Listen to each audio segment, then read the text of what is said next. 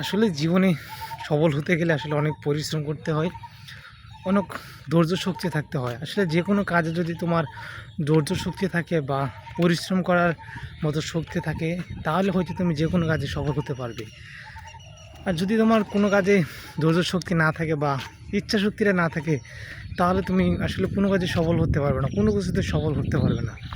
মূলত তোমাকে যে কোনো কাজের আগে তোমাকে মনোবল শক্ত থাকতে হবে এবং তোমার ধৈর্য শক্তি থাকতে হবে যে আমি এই কাজটা করতে পারবো, যত কষ্টই হোক বা যত পরিশ্রমী হোক, এই কাজটা আমাকে দ্বারা সম্ভব। তাহলে না হয়তো তুমি কোনো কাজে সফল হতে পারবে, বা বলো যে না, এই কাজ আমার দ্বারা সম্ভব না, এই কাজ আমি কখনও করতে পারবো না, তাহলে হয়তো তোমার সফলতা বা তোমার স্বপ্ন পূরণ কখনোই পূরণ হবে না। আসলে আরেকটা কথা বিষয় হচ্ছে যে মানুষে কী বললো, সেটা কি হচ্ছে না হচ্ছে সেটা আমার দেখার বিষয় না। আমার আমার লক্ষ্যে আমাকে সব নিজেকে পৌঁছতে, আমাকে নিজে সফল হতে হবে।